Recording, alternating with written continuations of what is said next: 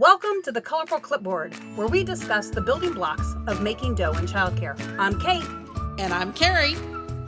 Welcome back to Colorful Clipboard, and Carrie and I are here today to kind of talk about a definite current issue. It wasn't one of our planned episodes, so this is just kind of an off-the-cuff conversation. Based on a phone call that Kate got from someone she had volunteered with.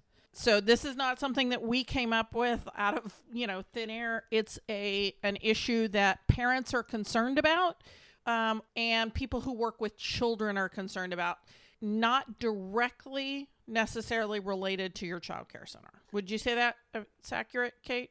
I would say that's 100% accurate, Carrie. So when we start thinking about everything that has happened in the last 7 months, we are in the middle of COVID. So if you listen to this after October of 2020, there's a strong possibility that things are a little different. But what the concern is the term pod, P-O-D, and how everybody seems to be popping up these pods willy-nilly in their houses. Now, granted, they have a great purpose, and I understand 100% why people are doing this. For those of you who don't know, I've homeschooled now for 18 years. Carrie homeschooled for 12. Okay. And so this is not a new topic to us, and most of you have figured out by listening to us for 35 episodes to date that we also have a background in childcare, school-age care, running summer camps, and the business side of things. So before we get too far into that, let's define the learning pod, because just because we feel really like it's ubiquitous, that may be because we come from the homeschooling background, and maybe not all childcare providers are familiar with this term. So let's talk about the learning pod. So the learning pod is a hybrid between having your friends babysit your kids and a small private school or co-op. So every state has different rules on how supplementary education for homeschoolers happens. So if you're a homeschooler, there may be things that you as a parent don't feel comfortable teaching your child. And so you supplement that with an outside trainer. And that can be another mom or dad, or it can be somebody you hire. And that is typically called a co-op. And right. Those are usually one at the most 2 days a week. Right. And your child doesn't always go to it all day. So co-ops, they may spend all day, but then outside teachers that you've hired, they may go to once or twice a week, but probably not necessarily for the whole day. Right. Does that sound okay? Yeah, it's just there to give the kids a little bit of socialization time, and also to teach the subjects that the homeschooling parent is unqualified or uncomfortable teaching. So it could be English, it could be science, it could be art. I've had my kids in co-ops where they did PE. Anything that involved dissecting things was done at a co-op. So as you can tell, there are all different reasons and focuses on a co-op. But today, one of the things that I wanted to bring up related to learning pods also does affect folks who listen to our podcast. So we have a fair number of after-school programs who have started to add this learning pod. And these after-school programs are currently licensed as after-school programs with the state, but yet they're seeing their after-school competitors opening these learning pods, and they aren't being licensed. And so the question is, why not? Should they be? And so this podcast is also a little different because it's really as much for our parents who we know in the homeschool community, or maybe parents who are out there struggling because they're trying to balance a work day and a school day with their child home virtually. So again, that learning pod could be taking place in somebody's house. That learning pod could be in a licensed child care facility.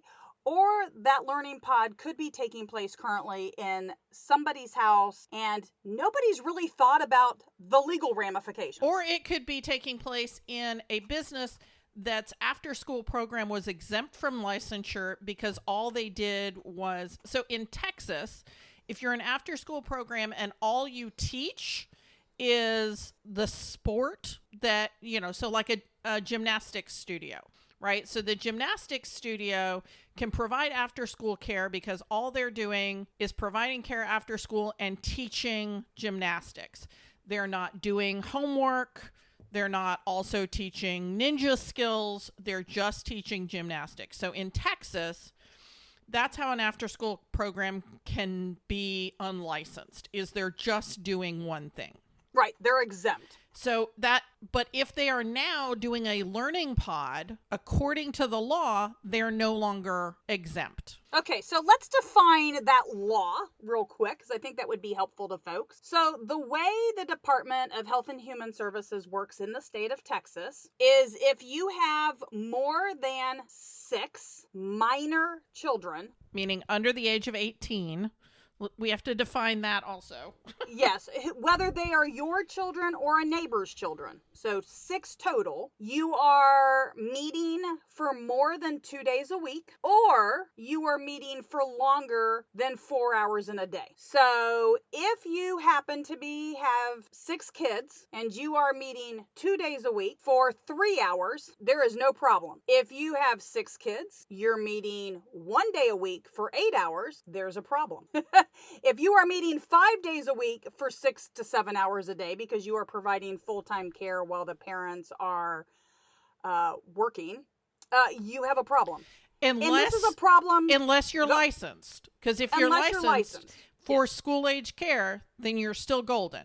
As long as you're within your minimum ratios. As long as you're within your ratios. So, and that changes depending on the age of your kids. So if you have kids, say 4 to 12, that's going to be a little different than if you have kids that are all 9, 10, and up. So we really do encourage you to look out, because this is not us trying to tattle. This is not us trying to get anybody in trouble. This is wanting to make sure that everybody's safe. We do not want the listeners of this call to end up on the front page of a newspaper because they found out that some spouse or some adult living in a household did something inappropriate during a learning pod with a child.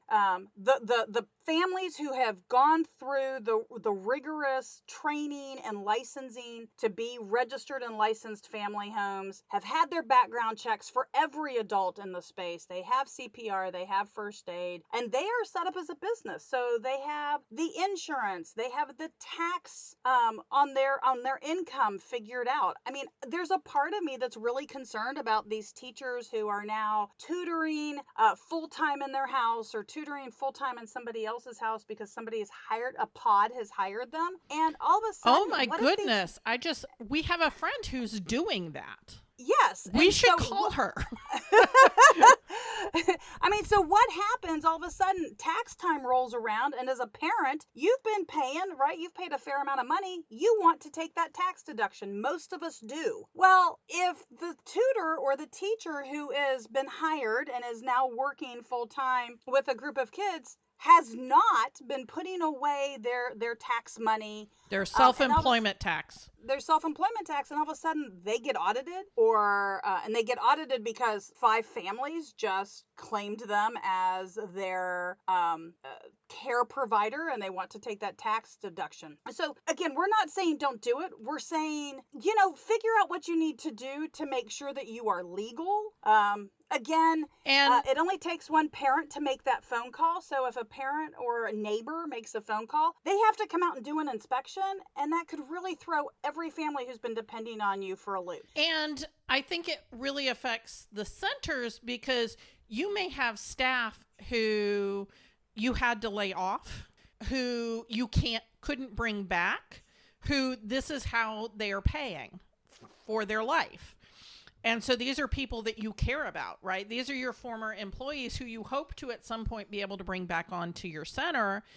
It also may affect the families that have medical issues, and so they don't feel comfortable coming back to licensed care. So they want a small pod of 4 or 5 kids. But if they're doing those small pod of 4 or 5 kids every day and it's not licensed or registered, then they're breaking the law. And Right. that's a concern. And if you didn't tell, I mean, it's a fine line here, I think, because if you don't tell them and you know that they're putting their child in potential danger and they're breaking the law, are you doing the right thing by not telling them? Or if you tell them, are they going to get mad at you and think you're just trying to drum up business, and then this spins back on you as a, oh, well, she's just a money grubbing so and so. Well, and I think there's also a component of this that I really want. I'm going to be really honest, and Carrie and I may have a different opinion on this. I think there's one thing about the emergency setting that we're in and the families that have done this out of desperation. I think there's a totally different thing, especially as schools find safe ways to open up. So if we start looking at spring and something has happened that has caused all the schools to be able to open up safely, but yet we still have people in this learning pod scenario, you have to ask yourself if this is still an emergency setting. Again, I'm not trying to scare people who've been doing this for a couple of months that they thought it was really just temporary, but if it turns from temporary to permanent, definitely if school year 2021-2022, you decide that this is the business and the way you want to function for yourself, your kids are excelling in this, really make sure that at that point in time, because that's no longer an emergency, that's no longer designed to be temporary, you've now done it for a year. And And so, and if you've added a small elementary school to your license center, originally just because it was needed in August or September, and then it just keeps rolling, and you're like, this is a great revenue source, please make sure with your licensing agency if there is something you need to do differently if it is an elementary school, not just school age care. Because in some states there will be. what do you mean by that? How would you define the difference, Carrie? Well, school age care is care for a brief period of time, like summer camp, right? But there are states, Maryland is the one that pops into my head, where you have to have your curriculum submitted to the state in order for that to be considered a school. Texas has very different rules. In Texas, it's pretty much as long as you're covering math, reading, writing, and good citizenship, and you're doing that for 120 days a year, they're like, you're good. So in Texas, I don't think there is another step, but maybe there is, and I don't know it, which is why I'm saying talk to your licensing rep. But in Maryland, if you are running a small private school inside a childcare center, that private school's curriculum has to be approved by the state, or at least submitted to the state. So those are very different situations. Right. And so the other thing to think about, so parents who might have gotten this, because I will tell you that there's a good chance that Carrie and I will share this on maybe not every homeschool group that we're a part of, but maybe the largest one in the Central Texas area, is we really want to make sure that the parents who might be listening are truly thinking about the fact that there are people who are licensed and registered family homes, which means the state knows they're caring for children.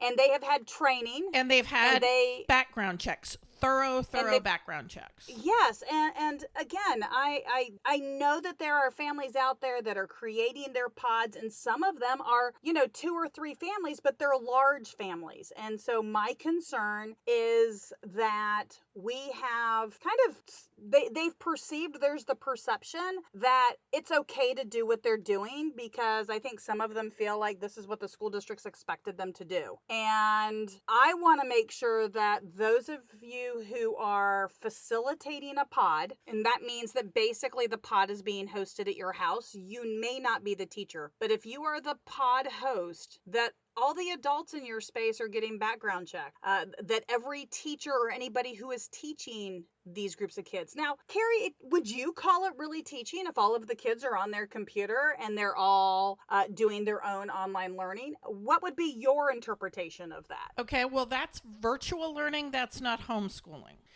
But how does So that to affect me, the pods? I mean, from a state law perspective, it doesn't really matter. It really doesn't. That's Um, just basically the curriculum they're using. If they have somebody helping them, then they are in a situation where the person needs to be registered or licensed. yeah, even if There, that person's there's only no providing food. and there's no gray area for this in the state of Texas. And considering Texas is one of the least regulated states, I think there's probably, it doesn't matter what state you're in.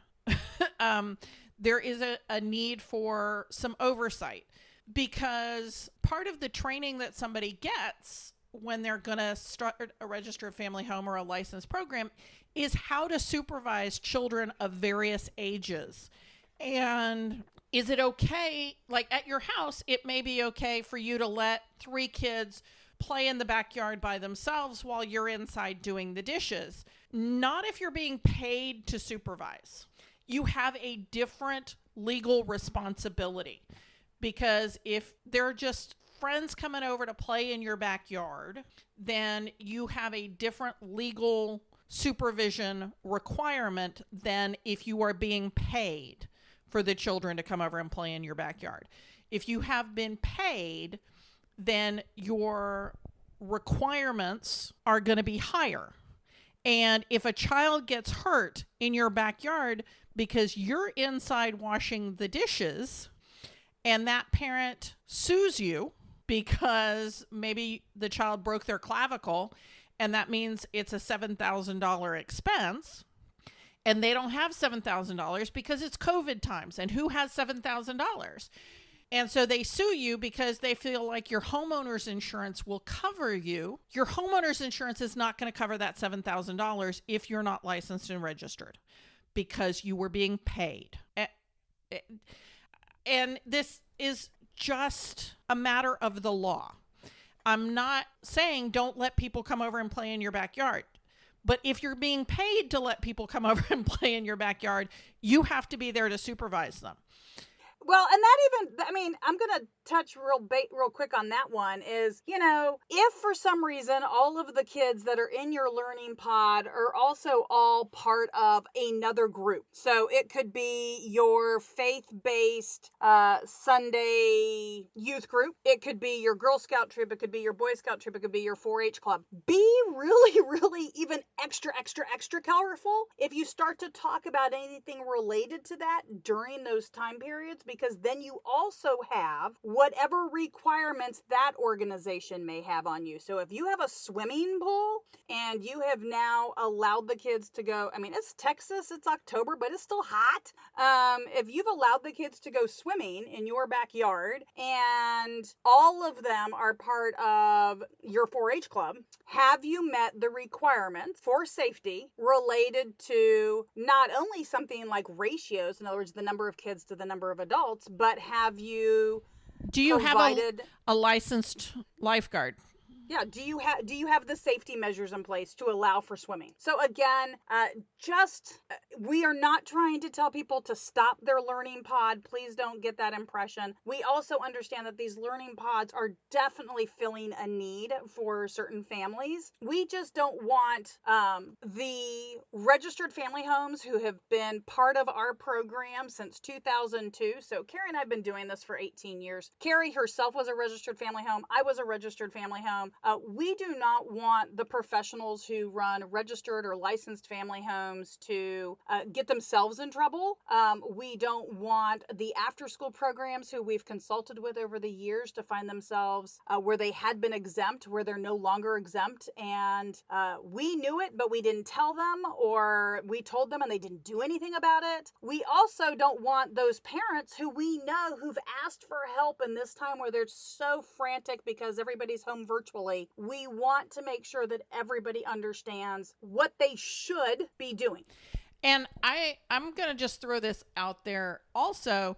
We don't want kids to have negative outcomes that get people riled up, and it changes the legal oversight of homeschooling in the state of Texas. I loved homeschooling in Texas instead of Maryland, because I could teach my children based on how they were learning at that time. I didn't have to be held to account to a curriculum that I set up at the beginning of the year. I could go with the flow of their desires and their educational interests.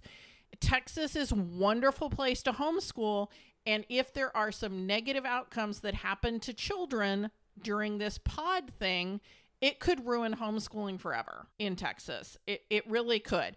That's what happened in California. California. But I don't think it's just homeschooling. I think it could drastically affect everything we think of when we start thinking about these virtual education. And this is happening at a college level, a high school level, and an elementary school level. And I think there's some real ramifications that could happen if this ends up being more than something that's an emergency situation. So I know that we have, and Carrie and I could probably sit here and talk about this for another 24 minutes or so, but I do appreciate everybody listening. Hopefully you have gotten something out of it.